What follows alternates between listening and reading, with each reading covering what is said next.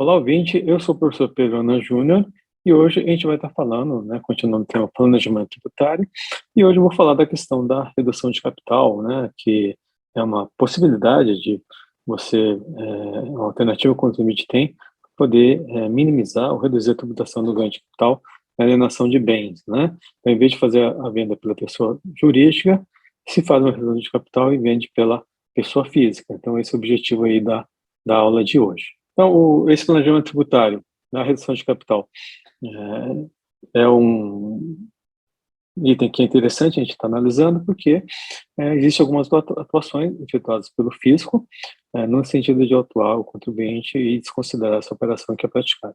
Então, antes de mais nada, não deixe de se inscrever no canal, compartilhar o vídeo e para poder receber as anotações de novos vídeos que a gente vai estar publicando.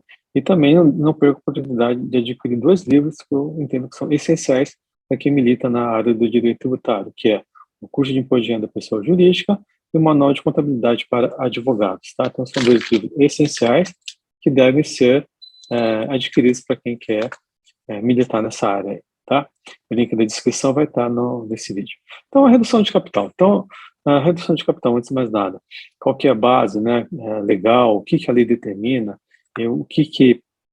por que que existe essa alternativa de operação de reestruturação societária com a finalidade de redução de carga tributária. Então, a lei 9249, seu artigo 22, ela permite que a redução de capital pode ser efetuada em bens ou em direitos, né? Então, você pode fazer a redução de capital por bens e direitos. A lei das SAs, assim, permite que você faça junto com a lei tributária, então não há vedação legal, então eu posso fazer redução de capital de imóveis, de participação societária, de máquinas, de equipamento, eu posso fazer isso, no qual os sócios recebem esse valor em devolução do capital social que foi capitalizado, aumentado lá atrás, tá? Isso pode ser feito pelo valor contábil ou valor de mercado, então até hoje a lei permite que eu possa fazer isso.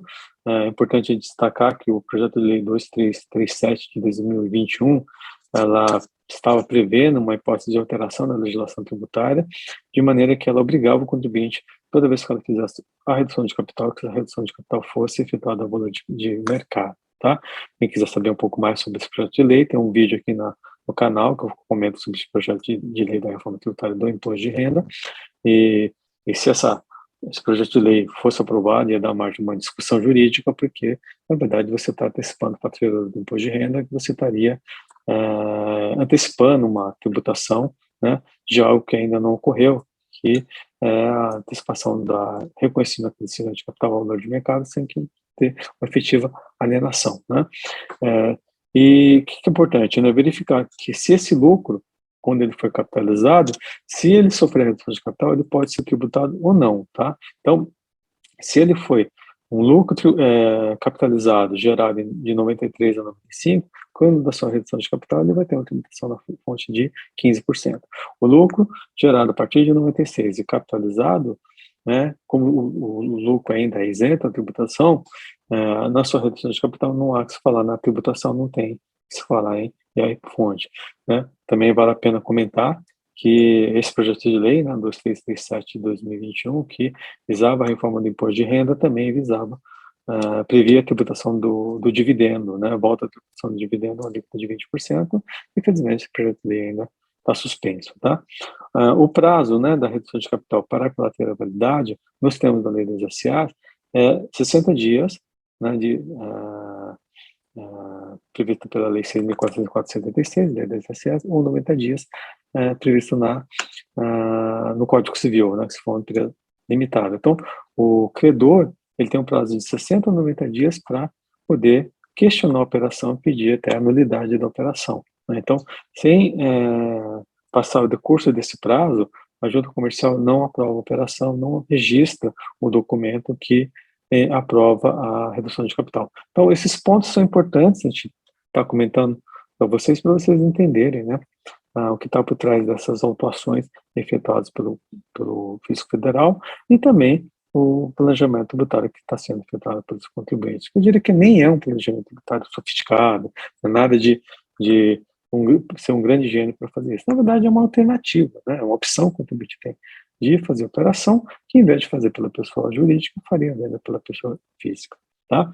A questão da redução de capital também está prevista no Código Civil, artigo 1082, que determina que a sociedade pode reduzir o capital mediante a correspondente modificação do contrato, depois de integralizado sobre perdas irreparáveis. Então, uma das modificações, dos motivos para você fazer uma redução de capital, por tendo visto que houve perdas irreparáveis da sociedade, portanto, há necessidade de devolver o capital aos sócios, ou se o capital está excessivo em relação ao objeto da sociedade. Então, não há necessidade desse capital para poder manter a atividade da sociedade. Eu não posso devolver para o sócio porque está tendo recursos em excesso, portanto, eu posso voltar esse dinheiro para o sócio. Então, uma das motivações para você fazer a redução de capital, principalmente da sociedade limitada, está previsto no artigo 1082 do Código Civil. Tá?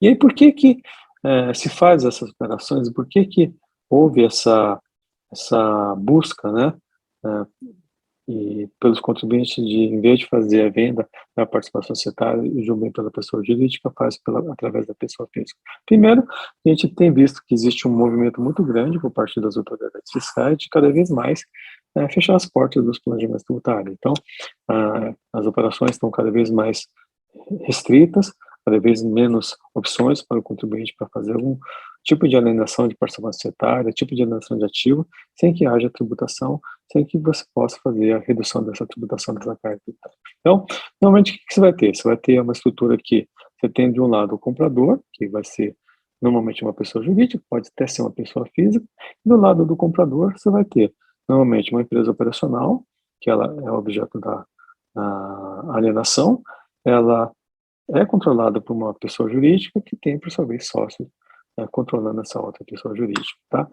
Então, qual que é o objetivo do vendedor? É a redução do ganho de capital tributário, tá? Então, dentro do conceito de planejamento tributário, eu vou tentar diferir, diminuir ou evitar a tributação. Então, nesse caso da alienação de um bem, né, de um ativo, de uma sociedade, de um imóvel, né, que se busca fazer redução da tributação de capital tributário. E, por sua vez, o comprador, o que ele vai procurar fazer? Se ele está pagando mais do que vale o valor patrimonial da sociedade, vai gerar um ágio, e esse ágio ele vai querer que esse ágio seja uma despesa dedutível, né?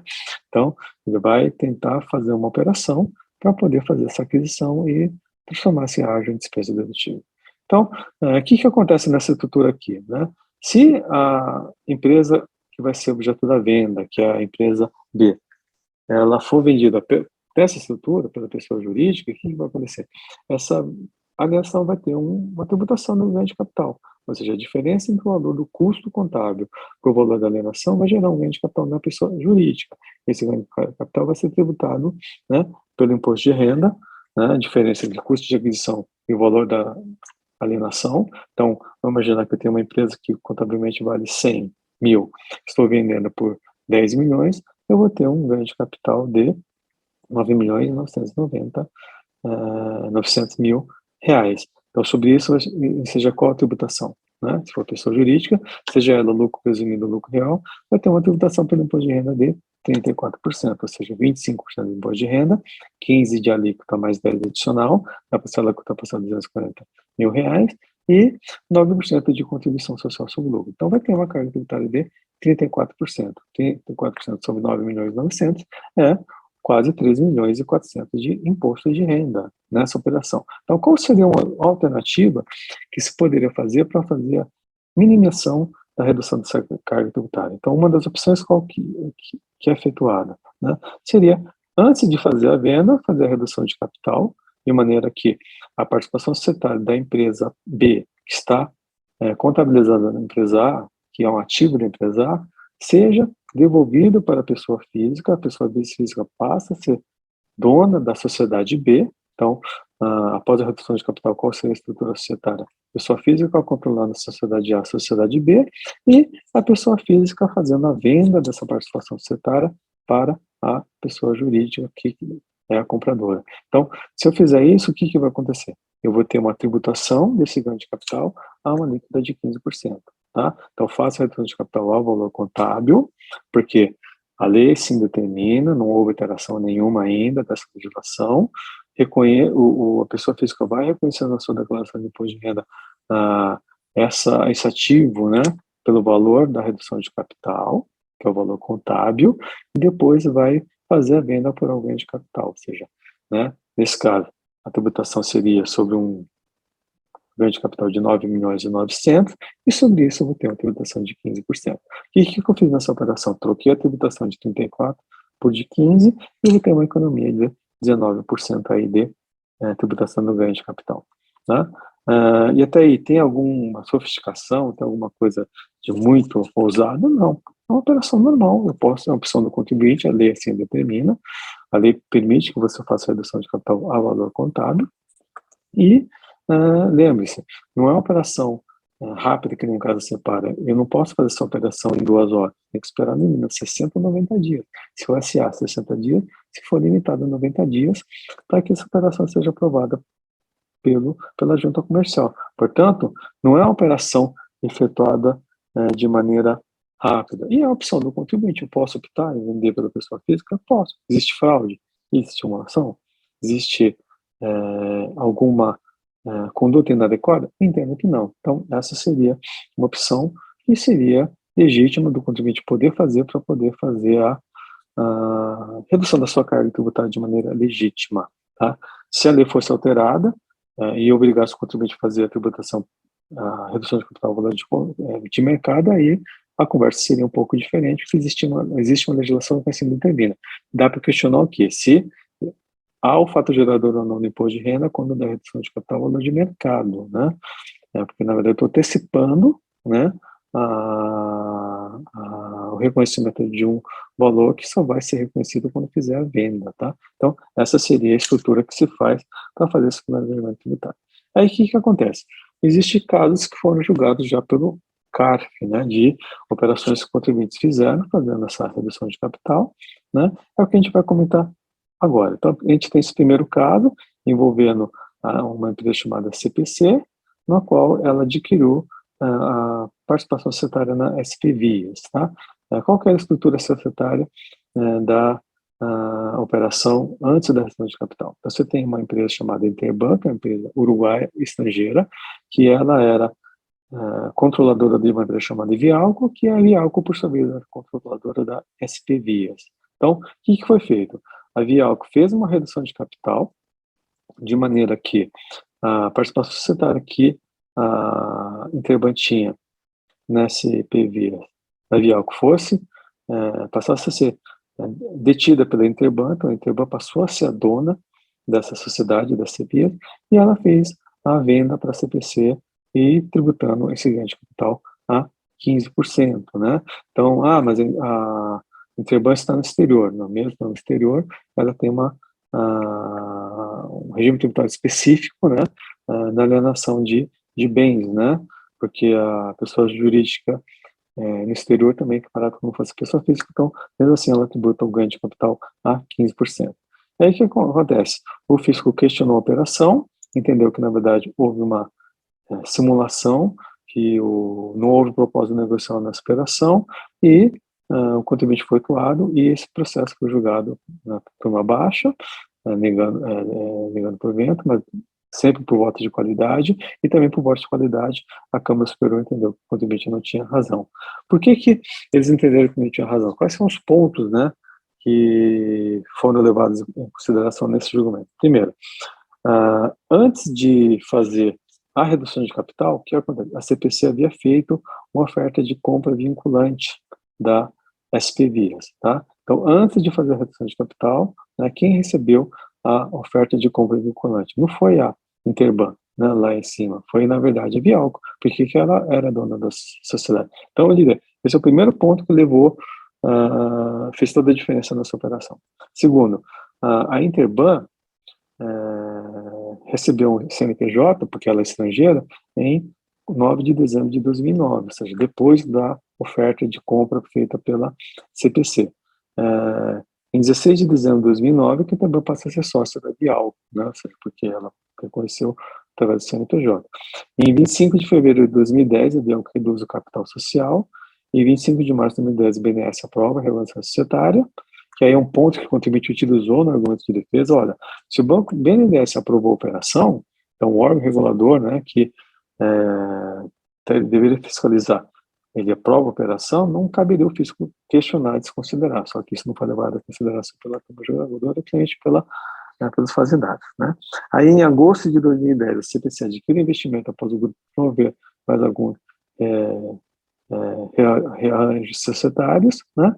E 20 de janeiro de 2011, a Vialco recompõe o capital social. Então, na verdade, o ativo foi e depois voltou, né? Então, isso também é outro ponto que acabou sendo levado em consideração pelas autoridades fiscais e pelos próprios jogadores para dizer que não houve proposta de negociação nessa operação. Então, basicamente, qual foi o fundamento para entender que essa operação não seria legítima?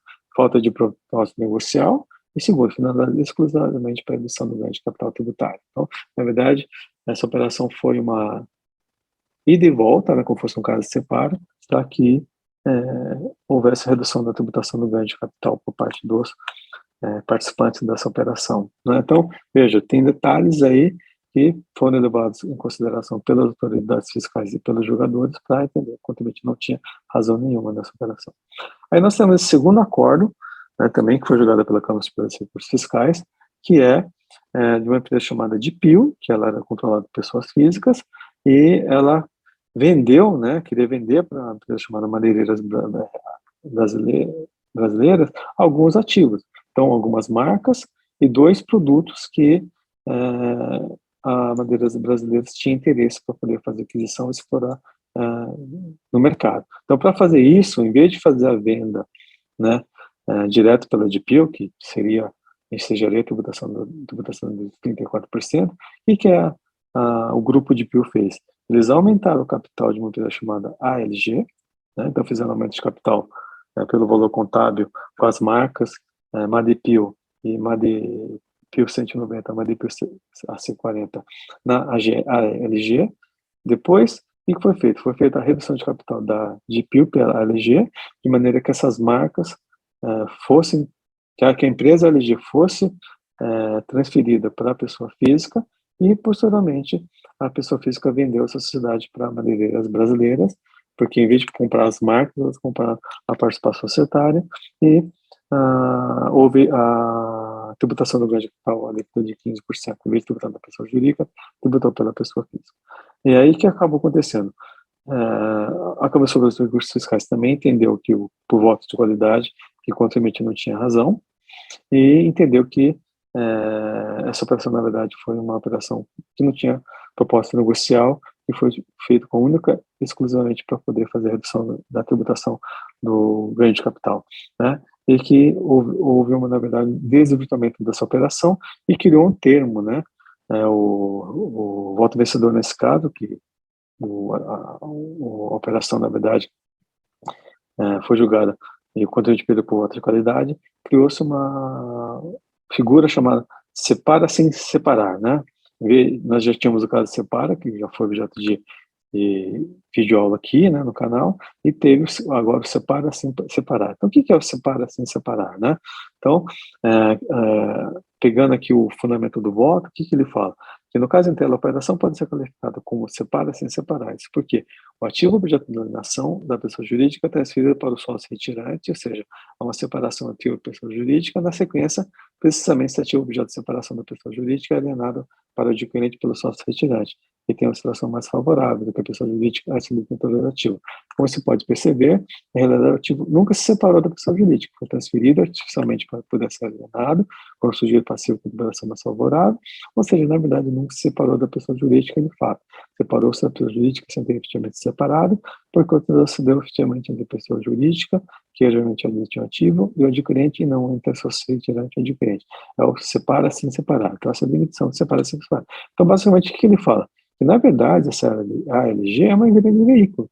Ela foi criada com a única finalidade de fazer a transferência desses ativos da pessoa jurídica, depois fazer a redução de capital e a pessoa física fazer a venda para ter a tributação do ganho de capital a uma alíquota mais favoreceram. E com base nesses argumentos, a Câmara Superior de Recursos Fiscais entendeu que o contribuinte não tinha razão e, por voto de qualidade, acabou negando, por exemplo, o recurso do contribuinte, recurso especial do contribuinte. Então, esse é um exemplo, né? Eu entendo que o contribuinte tem razão, acho que não há um abuso aí nessa operação, mas, infelizmente, esse foi o posicionamento da Câmara Superior. Hoje, se mesmo caso fosse julgado pela Câmara Superior, assim como o anterior, como foi por voto de qualidade, eu entendo que o contribuinte, eu acho que teria sucesso aí no seu recurso especial. E aí nós temos o terceiro caso, né, também envolvendo uma redução de capital, na qual a American Towers queria comprar a participação societária numa empresa chamada Site Sharing, né? Então, ela comprou, na verdade, a participação da pessoa física, que era um dos sócios acionistas da SS Towers. Então, o que foi feito? Foi feita uma cisão parcial, né, da sociedade, de maneira que a pessoa jurídica ela ficou com a SS Towers, né, e a pessoa física ficou continuou sócia da Site Sharing e fez a alienação da Site Sharing para a American Tower, porque somente a pessoa física ia fazer a venda da sua participação societária e a pessoa jurídica não ia fazer parte dessa operação. Então, o base nisso também foi autuado, também a autoridade fiscal entendeu que o contribuinte não tinha razão, né, e questionou, fundamentou o auto como falta de proposta negocial. Esse caso também foi julgado pela Câmara Superior de Recursos Fiscais e esse caso acabou, por maioria de votos, dando provimento ao recurso especial do contribuinte, entendendo que o contribuinte tinha razão. Qual que é a diferença desse caso dos demais? Porque aqui, por exemplo, no primeiro caso, o que nós tínhamos? Tínhamos uma proposta de compra antes de fazer a redução de capital. Então, eles entenderam que, por força disso, na verdade, e era vinculante, quem vendeu não foi a Interbank, era estrangeira, na verdade, foi a sócia brasileira. No segundo caso, nós tivemos a constituição de um empresa veículo para fazer a operação. E nesse caso, não, na verdade, a estrutura societária nunca foi alterada, a pessoa física nunca criou uma sociedade para depois fazer a redução de capital. Na verdade, o que houve foi uma simples cisão parcial da sociedade antes de fazer a venda, e a pessoa física sempre permaneceu como sócio e não com alteração. Então, com base nesses argumentos, por maioria de votos, a Câmara Superior de Recursos vai entender o contribuinte tinha razão. Tá? Então, esses são, né, essa é a estrutura de planejamento tributário envolvendo redução de capital, né, que está previsto na legislação, artigo 22 da Lei 9249, né, que permite essa operação feita a valor contábil ou valor de mercado, tá? E, infelizmente, essa legislação não foi alterada ainda. Então, é isso que eu queria falar para vocês, né? Então, se gostou desse vídeo, dá o seu like, compartilha esse vídeo, se inscreve no canal para poder receber os próximos videoaulas e vejo vocês na próxima. Obrigado, até a próxima.